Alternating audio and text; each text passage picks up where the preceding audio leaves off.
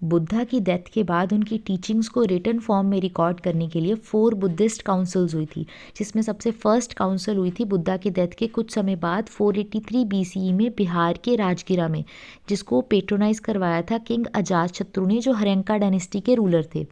अब first Buddhist council को preside करा था या चेयरमैन थे उसके मंक महाकश्यप। पहली काउंसिल में जो बुद्धा की टीचिंग्स है उनको 2 पितक में डिवाइड करा गया था। विनय पितक जो उपाली ने कंपोज करी थी और सूत पितक जो कंपोज करी थी अनंदा ने। दोनों ही पितक पाली लैंग्वेज में कंपोज करी गई थी। सेकेंड बुद्धिस्ट काउंसिल जो पहली काउंसिल के 100 साल बाद हुई थी 383 बीसीई में बिहार के वैशाली में हुई थी और इसको पेट्रोनाइज करवाया था किंग काल अशोका ने और इसके चेयरमैन थे मंक सबा कमी। अब सेकंड काउंसिल में क्या हुआ था, जो संघ के मंक थे वो 2 पार्ट्स में डिवाइड हो गए थे, स्थाविरवादी एंड महासंघिका। स्थाविरवादी कह रहे थे कि जो उपाली की विनय पिताका है इसमें और रूल ऐड होने चाहिए, लेकिन महासंघिकास कह रहे थे और रूल ऐड करने की कोई नीड नहीं है। थर्ड बुद्धिस्ट काउंसिल जो 250 बीसीई में हुई थी बिहार के पाटलिपुत्र में। अब इसको पेट्रोनाइज करवाया था एम्परर अशोक ने और इसको प्रिजाइड करा था मंक मोगली पुत्र तिसा ने। अब थर्ड काउंसिल में थर्ड पितक जो अभिधम पितक है इसको कंपोज करा गया था।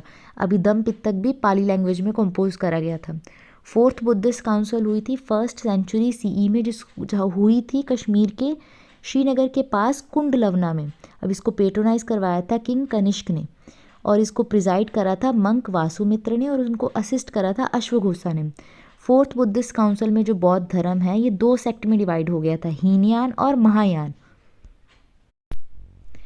बुद्धा की डेथ के बाद उनकी टीचिंग्स को रिटन फॉर्म में रिकॉर्ड करने के लिए 4 बुद्धिस्ट काउंसिल्स हुई थी, जिसमें सबसे फर्स्ट काउंसिल हुई थी बुद्धा की डेथ के कुछ समय बाद 483 बीसीई में बिहार के राजगिरा में, जिसको पेट्रोनाइज करवाया था किंग अजातशत्रु ने, जो हर्यंका डायनेस्टी के रूलर थे। अब फर्स्ट बुद्धिस्ट काउंसिल को प्रिजाइड करा था या चेयरमैन थे उसके मंक महाकश्यप।